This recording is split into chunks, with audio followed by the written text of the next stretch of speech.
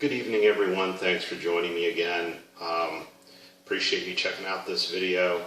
It is now the first weekend in June, and that signals Gay Pride Month. And I'm going to talk a little bit about that before I get into it. I don't know if it was early this year or sometime last year when I came to the realization that I had never really covered the abortion subject, and I really didn't feel like it. I had opinions about it, but it wasn't anything that had been in the news much. And now all of a sudden it's been in the news lately after I had already covered it. And then I covered it again when it made its way into the news, because I think what I had said was Governor Northam of one of the Carolinas, I always get North and South mixed up, or is it Virginia? Virginia or West Virginia, I think it's Virginia, was talking about late-term abortion, and he spoke on a radio station and said that if the baby is born alive, it would be made comfortable, and then a decision would be made, the mother in consultation with the physician about the baby, what to do about the baby. And then shortly thereafter, the state of New York passed legislation legalizing late-term abortion, I believe up to the birth date. So when I had initially spoken about abortion, I had explained why I was pro-choice, but at one time I had been pro-life. And so I kind of see both sides, and I try to be somewhat in the middle. It's very hard to do that.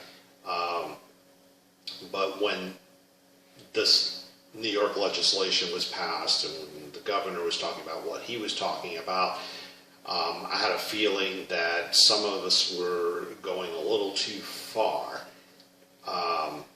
And now there's been a backlash, and that's what's been in the news lately. And I've heard some conservatives speak on the subject, and I heard Rush Limbaugh say, hey, what do you expect when when you have the governor saying what he's saying and New York doing what they're doing? There are going to be states that react to that and pass their own legislation to try to protect life. And not a very good argument to make, because all that these states are doing, and I think Georgia is the latest state, all they are doing is limiting the rights of the citizens of their state, whereas other states are just expanding the rights of women in their state. So what one state does isn't binding on another state. So what's the point in creating more restrictions when it doesn't resolve the issues that are being created in these other states? So that's kind of silly. And then I heard Candace Owens, she was on the Ingram Angle, and she was saying how abortion affects the black community. Candace Owens is, I would say, a black woman who's trying to do good things for her community, but from a conservative perspective, with a conservative perspective. But I don't agree with her, because, usually conservatives talk about personal responsibility, right? So if you have more black women availing themselves of, pro-choice rights, then that's their personal decision. White women, Asian women, what have you, have just as much rights as black women, but Candace Owens is trying to say that it disproportionately affects the black community.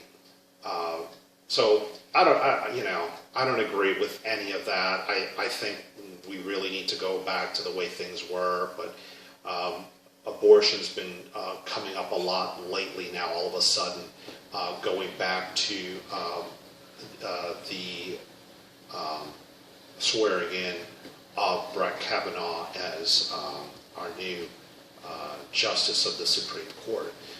So that's going on, and now June is Gay Pride Month, so there's a lot of activities in connection with that. And I want to read a post that the president wrote on May 31st and posted to Facebook, or someone did it for him, I don't know. It's under his name. It says, as we celebrate LGBT Pride Month and recognize the outstanding contributions LGBT people have made to our great nation, let us also stand in solidarity with the many LGBT people who live in dozens of countries worldwide that punish, imprison, or even execute individuals on the basis of their sexual orientation. My administration has launched a global campaign to decriminalize homosexuality and invite all nations to join us in this effort. So, something else that's going on, and I'm going back to abortion now. Georgia has, passed this new legislation. I think it's their heartbeat laws, meaning as soon as the heartbeat can be detected, that it is already too late to have an abortion. And I don't know. I think the heartbeat can be detected relatively soon. I don't know how soon. I guess I should have found that out before I discussed it with you. But I think it's like sooner than a woman would even know that she's pregnant. So I think, preventing abortions that early on, I just don't think it's practical.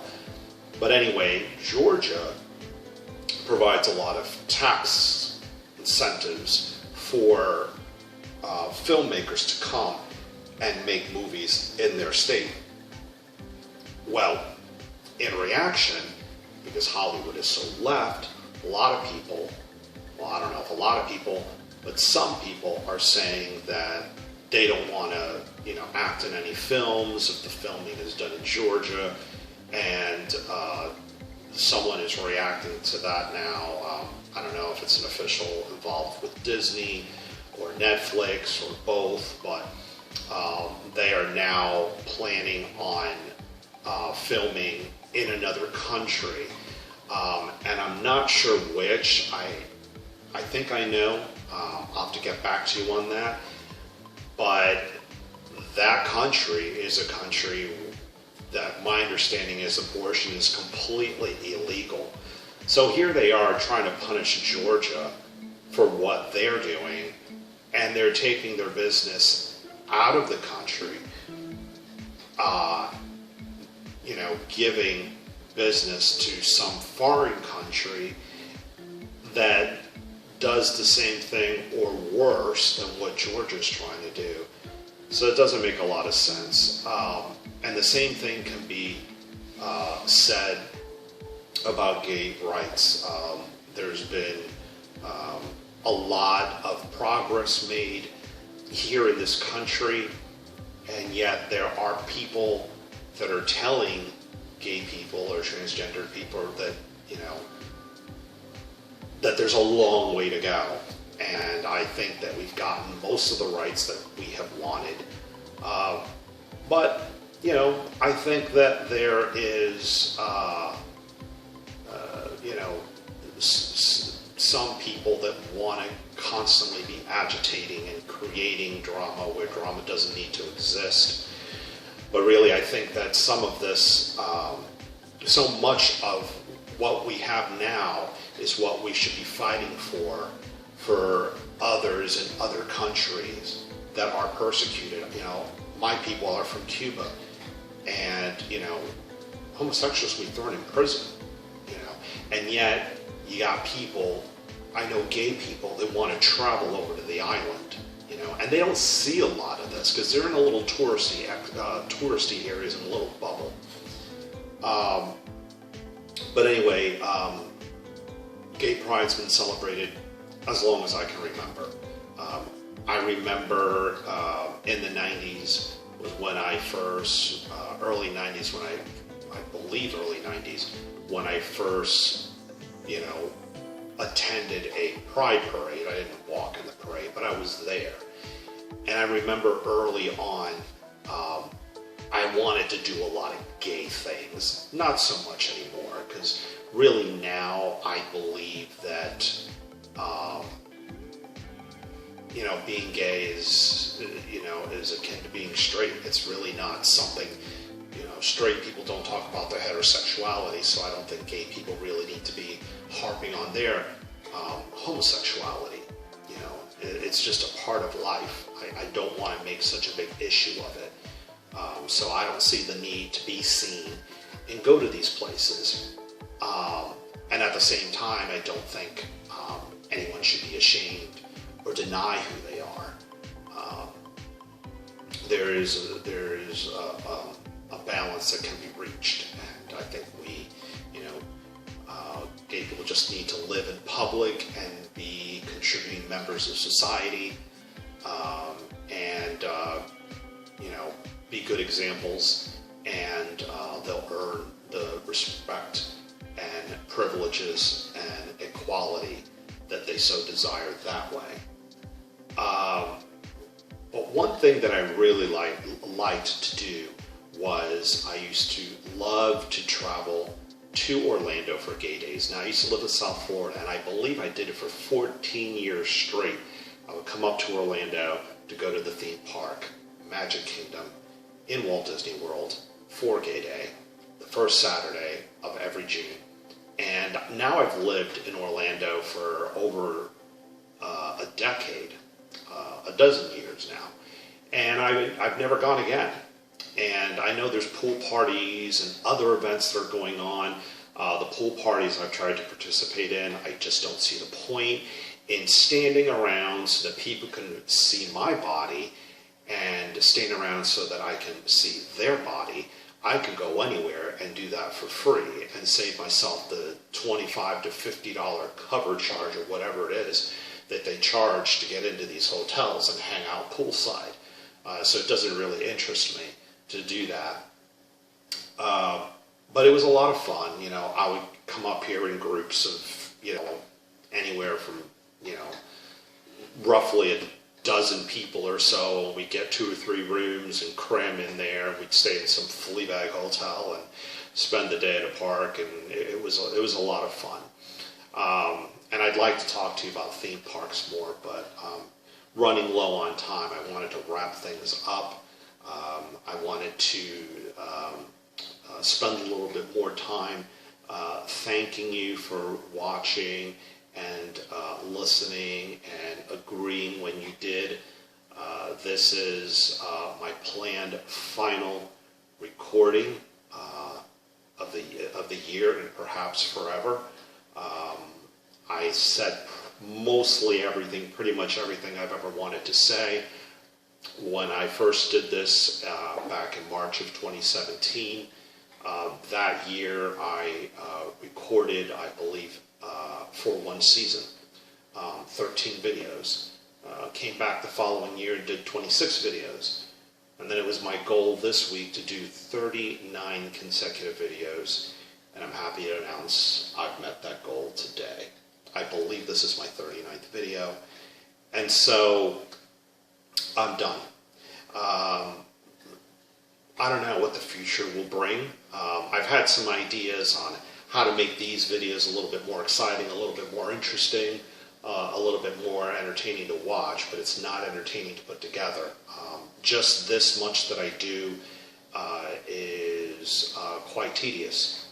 Not the sitting and talking to you part, I like that, but there is some setup involved, and then I have to also edit the video and get it together. So it's a lot of work, but if I'm to do this again in the future, my idea is to probably do it with someone, because it's a lot more fun to be able to interact. I'm good at it, trust me. You haven't seen me do it, but you know, in the right company, I could be a lot of fun. So if you enjoyed me this way, who knows, I may be back in the future with some guests, or maybe I'll be someone's guest in their video, I don't know. But I think I've done enough of this, and I'm ready to move on. I may be persuaded to do some more in the future, but I don't know that I'm going to want to do them consecutively, week after week after week. I really get talked out doing it that way, so maybe when I have something exciting to share with you, something I'm really aching to rant about, maybe I'll get together with you and do it again. But this is it for the way, for the status quo.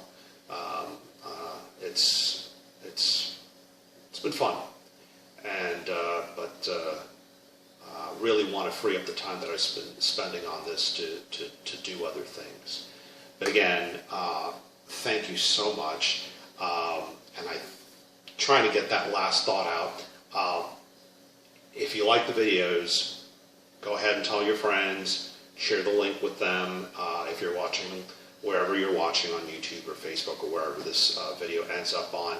And if I see there's a lot of interest, you know, maybe I'll go ahead and continue doing this. But for now, I need to upload the balance of my videos. There's probably like 20 videos I haven't put up for anyone to watch, and the ones that are online have not sparked a lot of interest, or at least not enough interest to warrant continue doing this. But again, thank you so much. Really, I appreciate it from the bottom of my heart. Thank you for watching. And I am now going to strike the gavel for the last time. We're done. Thanks for watching. I appreciate your curiosity to hear what I have to say. Whether you agree with it or not, I want you to know I'm always thinking about a variety of issues and sharing them with you. You may not agree with me this time, but next time you will, and vice versa. It is important that you subscribe to my videos because they are the best kept online secret. You may never find them again, and I would like us to remain in touch. That means not only subscribing, but giving a video a thumbs up when you agree and commenting when you don't. I'm also interested in reading and replying to what you think.